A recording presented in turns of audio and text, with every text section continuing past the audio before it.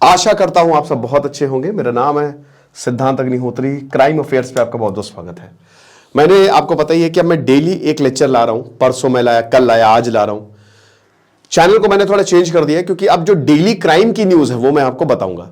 तो भाई चैनल को सब्सक्राइब करो यार, कमेंट करो, शेयर करो, क्योंकि बहुत कुछ आपको पता चलने वाला है। तो स्टडी ग्लो से मैंने इसको बिल्कुल सेपरेट कर दिया है। कुछ लोग बोलते थे सर क्राइम की न्यूज वहां क्यों बताते, तो अब यहां पे ही मैं सारी न्यूज बताऊंगा। आज हम जिस घटना की बात करेंगे दोस्तों वो बहुत डिस्टर्बिंग है। आखिरी तक वीडियो देखिएगा क्योंकि आखिरी में मैं ऐसा कुछ बताऊंगा होश उड़ जाएंगे आपके। तो डिस्टर्बिंग इसलिए है क्योंकि ऐसा बहुत कम देखने को मिलता है। अभी हमने सुचेता की कुछ पिछले महीने बात की थी जिसने अपने जो सीईओ थे अपने बेटे को मार दिया। यहां पे भी कुछ हमको ऐसे ही देखने को मिला है दोस्तों। Very very disturbing. यहां ये शांता शर्मा, ये इशरत परवीन। तो शुरुआत से शुरू करते हैं। शांता शर्मा और इशरत परवीन कौन है? ये दोनों औरतें हैं। अब शांता शर्मा इशरत परवीन से जानती थी, दोनों ने नजरों से नजरें मिली, दोनों में प्यार हो गया। अब ये लेस्बियन है, दोनों लड़कियां हैं, दोनों औरतें हैं, औरतें लड़के के औरतें हैं। दोनों ने प्यार हुआ, दोनों ने संबंध बनाने शुरू किए। घर वालों को पता चला, घर वालों का मूड खराब, तो घर वालों ने शादी कर दी दोनों की अलग अलग जगह। इनकी एक साथ नहीं हुई। तो शांता की शादी हुई किससे? पंकज से। अब होता है ना कि जब आप किसी से बहुत ज्यादा प्यार करते हो और अगर आपकी किसी और से शादी हो जाए तो एक साथ बहुत सारी जिंदगियां बर्बाद हो जाती हैं। ठीक है, तो शादी उसी से करो जिससे प्यार करो, वरना या तो शादी ना करो या प्यार ना करो, चॉइस आपके पास है। तो अब क्या है कि शादी इनकी एक पंकज नाम के आदमी से कर दी। कलकत्ता में उत्तर पारा कोक नगर में ये रहती थी, हुगली के पास, हुगली नदी है उसके पास। अब 6-7 साल पहले इनकी शादी हुई। 6-7 साल नहीं, मान लीजिए 12-13 साल पहले। ठीक है, शादी हुई।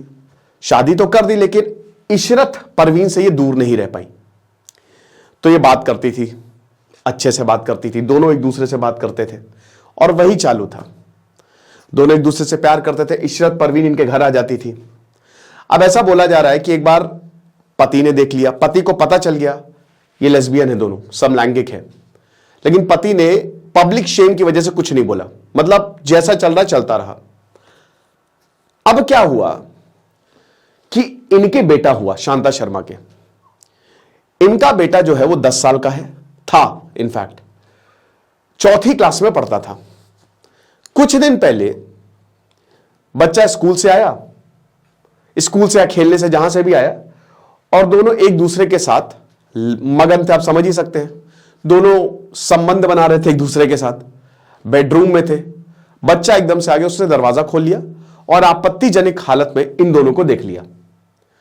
अब जैसा ये हुआ तो बच्चा परेशान, 10 साल का बच्चा, कुछ समझ में तो उसको आया नहीं, लेकिन वो थोड़ा सा डिप्रेशन में रहने लगा, थोड़ा परेशान रहने लगा। अब उसके बाद क्या हुआ, 18 फरवरी को प्लान बनाया।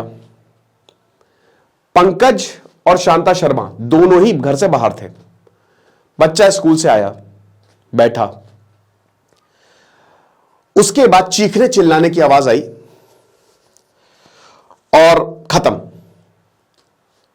जब लोगों ने देखा ये क्या हुआ और जब शांता वापस आई तो उसने उसको देख के होश उड़ गए, क्योंकि बच्चा जो था वो मर गया। पुलिस को बुलाया, तुरंत पुलिस आई। पुलिस ने देखा कि बच्चे को इतनी बेरहमी से मारा है। अब जो मैं बताऊंगा थोड़ा सा आपको विचलित कर सकता है। ईंटे से बच्चे का सर कूचा गया, उसके हाथ की नसें काट डाली गई, चाकू से हाथों को काट दिया। जो गणेश जी की मूर्ति थी, भगवान की मूर्ति को यूज किया और उसको बहुत मारा। ठीक है, और उसके बाल नोचे, मतलब सारी बर्बरता जो है उस बच्चे के साथ की।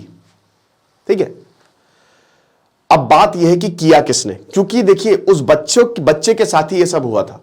हर तरफ खून फैला हुआ था, बिस्तर पे खून, यहां पे खून, मांस के जो लोथड़े इधर उधर, नसें लटक रही थी। छोटा सा 10 साल का बच्चा, सख्ते में आ गए सबके सब।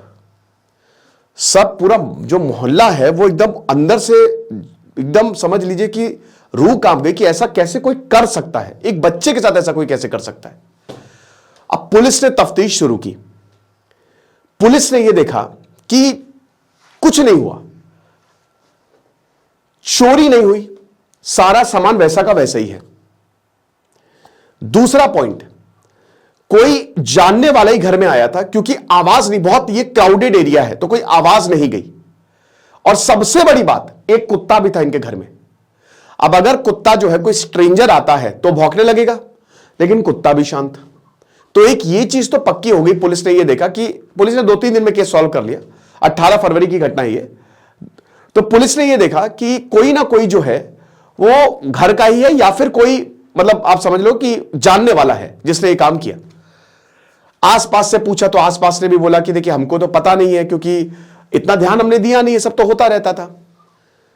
अब पुलिस बड़ी दिक्कत है, कोई क्लू नहीं मिल रहा है, कहां करे क्या करे, कुछ समझ ही नहीं आ रहा पुलिस को कि करे तो करे कैसे। फिर उसके बाद क्या हुआ कि पुलिस ने सीडीआर कॉल्स, मतलब सबके फोन हिरासत में लिए।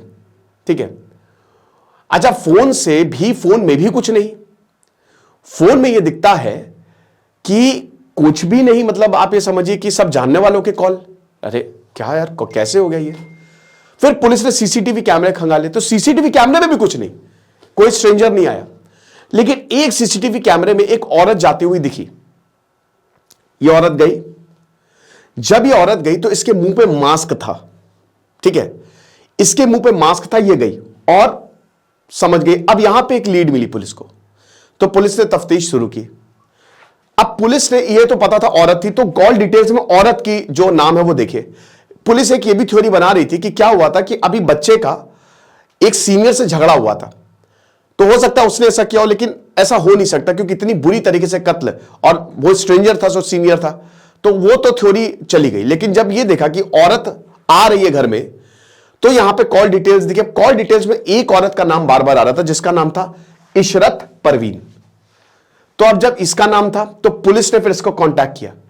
इसका मोबाइल हिरासत में लिया। इसका मोबाइल जब हिरासत में लिया तो देखा कि जब ये घटना हुई थी, ये तब इस समय वाटगंज में थी जब इसका फोन ऑन था, और जब 2 बजे से लेकर शाम 6 बजे तक इसका फोन स्विच ऑफ था। तो पुलिस ने इसको पकड़ लिया, बोला चलो बेटा थाने। पुलिस ने सख्ती की, शांता शर्मा को उठाया, इन दोनों की बातें हुई। कॉल डिटेल्स में सीडीआर में पता चल गया, कॉल डिटेल रिकॉर्ड जो होता है सबसे पहले पुलिस वही देखती है। दोनों को पकड़ लिया, बैठाया, दोनों को थोड़ी सख्ती की, समझ गए, सब उगल दिया।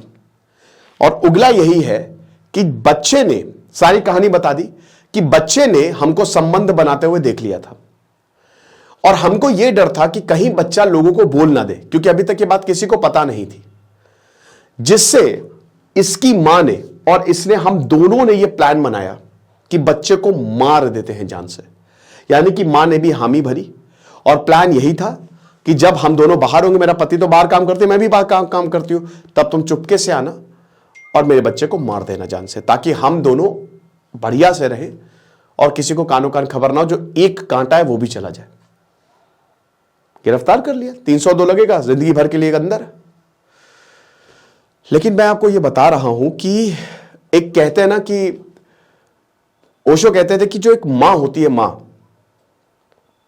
जब कोई औरत मां बन जाती है तो वो उसके लिए सबसे बड़ी फीलिंग होती है। जब वो मां बन गई तो सारा प्यार उसके बेटे पे जाता है, मतलब वो अपने पति के को भी भुला देती है। एक मां और बेटे का रिश्ता सबसे ज्यादा होता है, पता है क्यों? क्योंकि जब ब्रेस्ट फीडिंग होती है, जब बेटा अपनी मां का दूध पीता है तो ऑक्सीटोसिन निकलता है। यह हार्मोन है जो आप जब बहुत ज्यादा प्यार में होते हो ना तब निकलता है। तो वो एक ऐसा बॉन्ड होता है, मां के दिमाग में ऑक्सीटोसिन रिलीज होता है, तो इतना ज्यादा अटैचमेंट होता है। आप ये समझिए कि मां सबसे ज्यादा अपने बच्चे को प्यार करती है। लेकिन यहां पे कुछ जगह कुछ माएं ऐसे हैं जो अपने बच्चे तक को मार दे। अरे अगर यही प्रॉब्लम थी तो छोड़ देती, अपने पति से बात करके छोड़ देती, तुम बच्चे को क्यों मार रहे हो, वो भी इतनी बर्बरता से। कभी कभी तो लगता है कि जैसा बच्चे के साथ किया वैसे ही नहीं लोगों के साथ होना चाहिए। तो ये लेक्चर था। खुश रहिए, पढ़ते रहिए। दिस इज सिद्धांत अग्निहोत्री साइनिंग ऑफ। कल हम एक और लेक्चर लेके हाजिर होंगे, बट सब्सक्राइब करो चैनल को। Thank you so much.